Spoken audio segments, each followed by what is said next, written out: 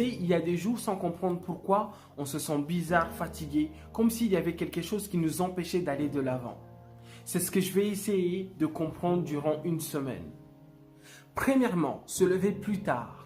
Quand tu te lèves le matin, tu es souvent tenté de rallonger ton temps de sommeil. Difficile de ne pas céder à ça. Il est préférable de se lever plus tôt pour se préparer physiquement et mentalement pour entamer ta journée. Toujours est-il qu'il ne faut pas dormir plus tard pour éviter justement d'être très endormi le matin. Deuxièmement, laisser ton environnement t'influencer négativement. C'est fou le nombre de personnes qui peuvent t'empêcher de vivre ta journée telle que tu le veux. Des personnes négatives qui sont là pour critiquer les autres, comme si eux étaient parfaites. Je suis sûr que tu en connais dans ton entourage personnel ou professionnel. Aussi, il faut savoir que le temps peut aussi jouer un rôle essentiel dans notre état émotionnel. Quand il fait beau, on est plus susceptible à être content. Et quand il fait moche, c'est-à-dire quand il pleut, nous avons plus tendance à être négatifs. Troisièmement, mal s'alimenter.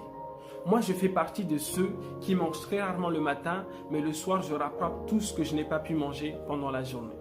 Alors qu'il faudrait faire le contraire. Mais il n'y a pas que cela, il y a aussi la qualité de votre alimentation.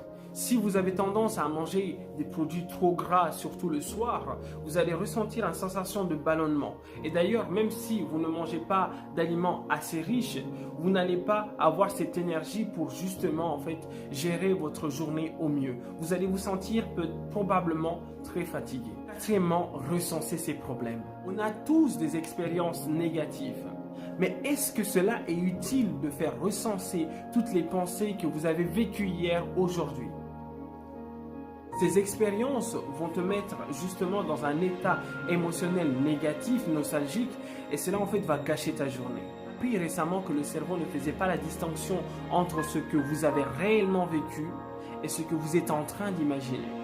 Il va associer une émotion, c'est-à-dire que si vous êtes en train de penser à des expériences négatives, là maintenant le cerveau va continuer et va croire, justement c'est quelque chose que vous êtes vraiment en train de vivre alors que l'événement est déjà passé. Profitez de l'instant présent. Les expériences du passé ne doivent pas vous empêcher d'aller de l'avant, mais au contraire, après les mauvaises expériences, cela va vous apprendre, va vous donner des informations justement pour éviter de tomber dans la même situation que vous avez vécue dans le passé. Le futur aussi peuvent vous faire douter, vous frustrer parce que vous avez peur d'un événement à venir. Mais sachez une chose, vous avez meilleur temps de travailler sur le présent justement pour éviter que la situation soit catastrophique dans le futur. Cinquièmement, réaliser des activités de mauvaise qualité. Il y a plein d'activités que nous faisons durant notre journée. Par exemple, dans notre travail, nous allons réaliser des activités.